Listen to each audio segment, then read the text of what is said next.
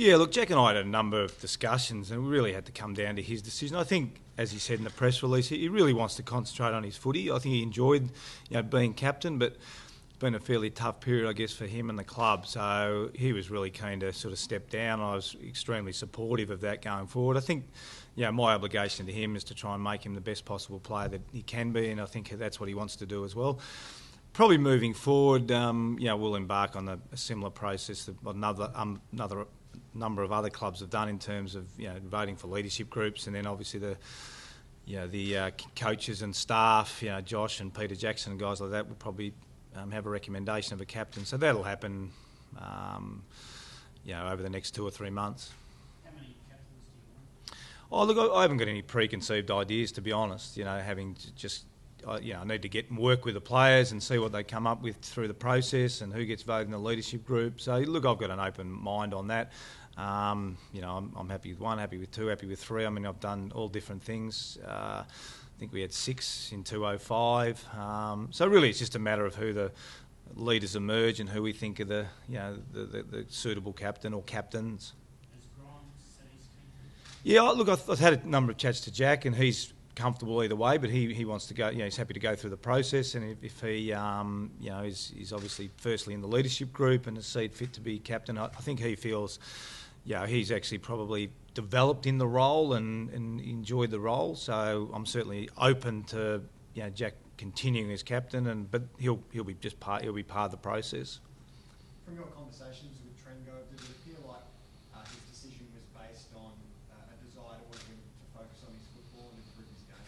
Yeah, I think so. I mean, he's only a young player, and it's been well documented he was a young captain. So I think now he really just wants to strip that back and just focus individually. He'll still do all the things he, I guess, learnt as a captain and direct and lead and all those sorts of things. But I think his main focus he now wants to be at 22. He wants to start to become a genuine, serious AFL player.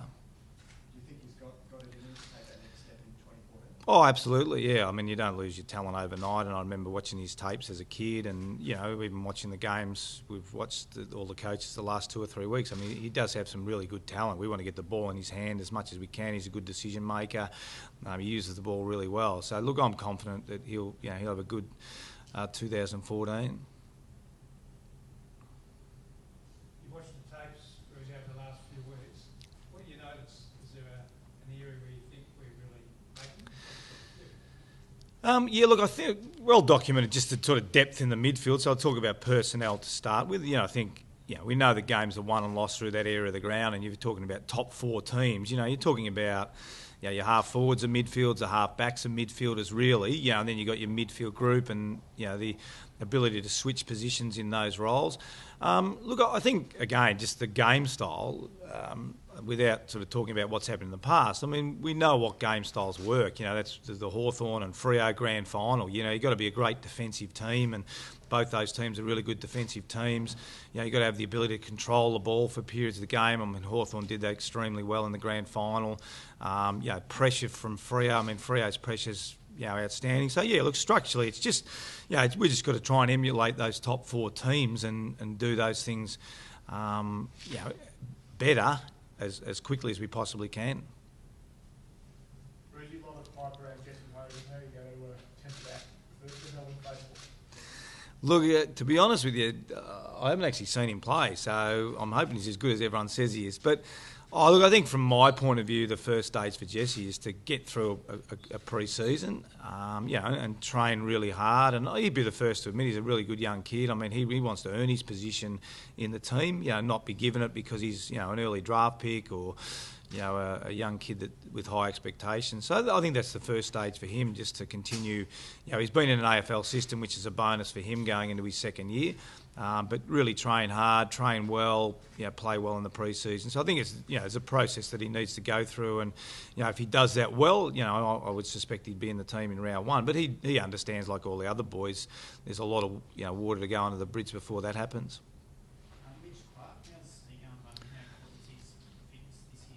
Yeah, no, he's going really well. He's been running for a while now, and his foot's going really well. He seems really, really pleased with the way that's going. And obviously, with when you have a number of injuries, you get a bit weighed down, by that. But he's up and about. He's here today, so he'll probably go for a run. So things are looking good. Look, he's extremely important. I mean, we know as a forward and even as a ruckman. I mean, at Brisbane he was an outstanding, ruckman as well. So look, we've got some significant upside if we can get some of those players that have missed some games, over the last 2 or 3 years, and he's certainly at the top of that list. If he can, have a good 2014, being injury free, then immediately you become a better football team. Nathan Jones, the obvious candidate for the captaincy? Well, I suppose during the process that we embark on, it's more, I would suspect he's going to be in the leadership group, but I don't have any preconceived ideas. I don't necessarily control that sort of side of it.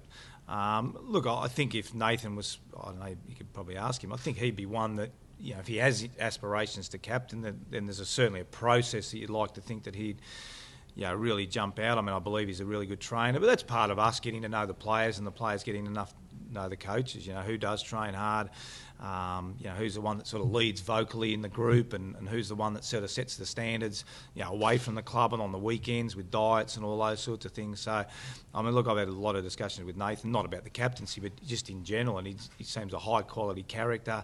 We know his performance has been very good, in a lean period for the footy club. So I'm really looking forward to working with him and seeing how he does work on a daily basis. What's the process? Sorry, still the captain. Yep. What's the process for new captain being installed? Is it a player-voted decision, or do you have final say? No, the leadership group will vote. Sorry, the players will vote for the leadership group, based on the standards we sort of set each other. So that'll be a process, the first part of it. And then post that, I mean, there'll be some discussion with players in terms of captaincy, but the captaincy generally comes from a coaching decision and a board decision and a CEO and things like that. But clearly you've got to be in the leadership group first before you become a captain. Leading team get involved? Yeah, they will be. Yeah. So they'll kick off in a couple of weeks' time. Just on Trango, do you have a view on whether it's been good or bad for him to play captain? A lot of people sort of said he's thrown under the bus in that situation. Oh, look, I think from my point of view, it's just moving forward. That I think he's, we had some discussions, and I think it's probably best for him now not to be captain, and I think he's made that decision himself. I think it's really more about Jack now becoming a great player. Was it good or bad? It's irrelevant now, to be honest. It's just about him becoming a really good player, and I think he feels that not having the captaincy will mean that he's got a better opportunity to do that.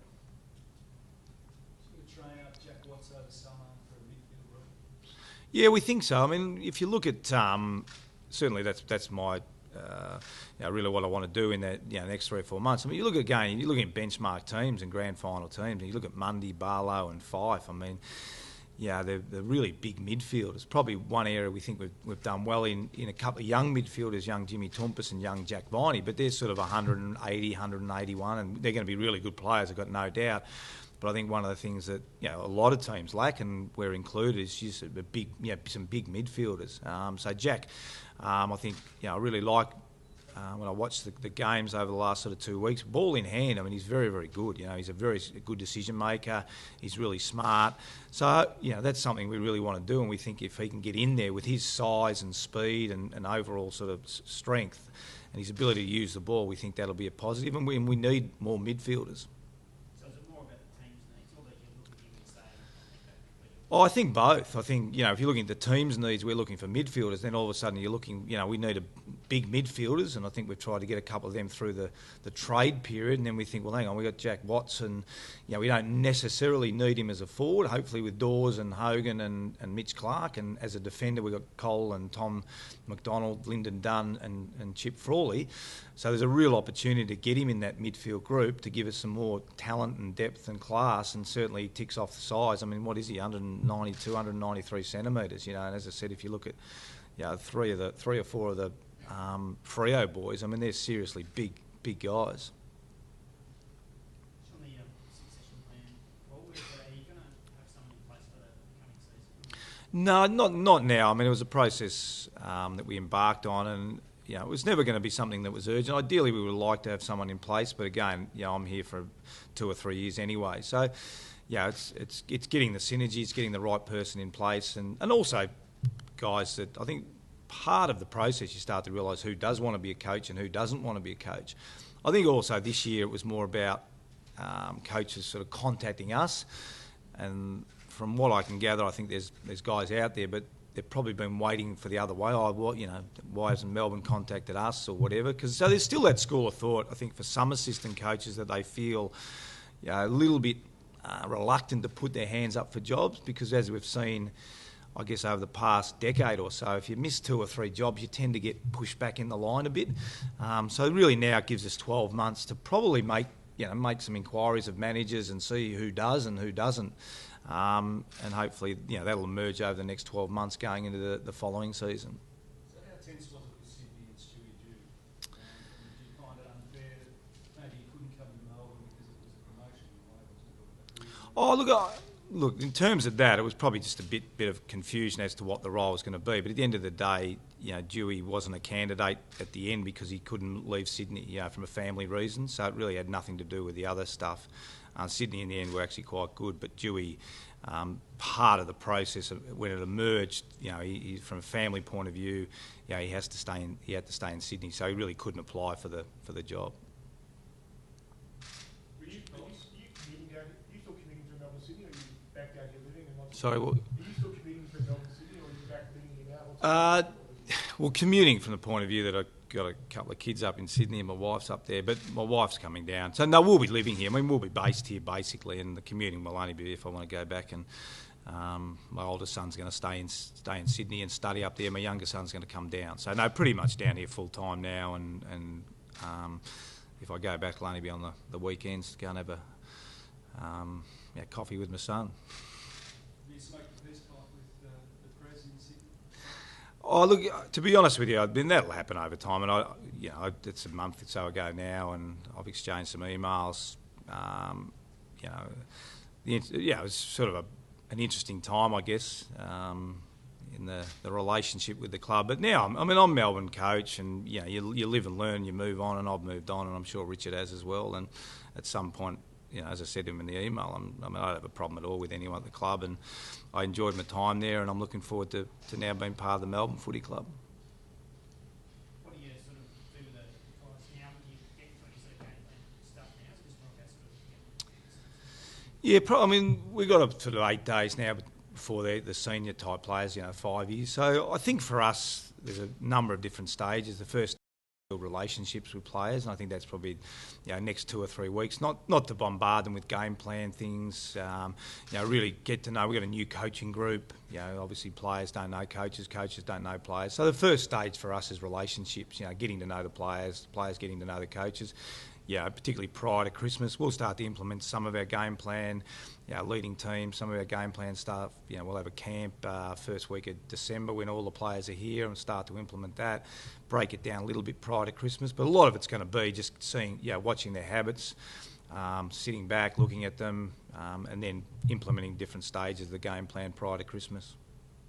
What's realistic and how much you can improve in terms of where you can position on the ladder? It's a good question. It's funny when you're watching games and you look at the ladder. It's a 2-win, 54% team. So you're trying to balance out, expectations. You're trying to balance out what you think, the talent level's going to be. Probably a question I reckon we're going to have a much better idea clearly post pre-season. What I don't know about this group is how hard they drive each other and how high their standards are and all those sorts of things. Structurally, I think we can make some changes and do some things different, which should have an immediate impact. But I think I said on the club website, there's part of the process for this footy club is hopefully to get some good people in place, and to Peter's credit, Peter Jackson and Josh and Glenn Bartlett, I think we've been able to do that. But to think you're going to put a coach in place and everything is going to change is ridiculous. Having been at a successful footy club, there's so many different factors that go into being a really good club. This is only stage 1. Stage 2 is sitting back, seeing how the players perform, because they're going to have the biggest impact, as a group. If they embrace it really quickly, we're confident we can be a lot more competitive. But it's a really difficult question to answer, probably up until about March, when we sort of start playing practice games, and then we'll have a much better idea of the group and where we think we can head in the short term. The SCG better than anyone. Buddy on that science ground hasn't been going. That's probably something for John to answer. Yeah, in terms of the Swans, I think one of the things that I've learned, I guess, is, you're part of a club, and there's a romanticism of thinking you're always going to be part of the club. But when you move on, you move on. Probably when I left Fitzroy, it takes you a while to grasp that. Then you move on, you become a Sydney player and a Sydney coach. Part of the process the last 8 weeks, 10 weeks is coming to terms with the fact that you're no longer involved in the football club and you're 100% involved in the other club. So, my focus now is clearly on Melbourne and has nothing to do with the Swans.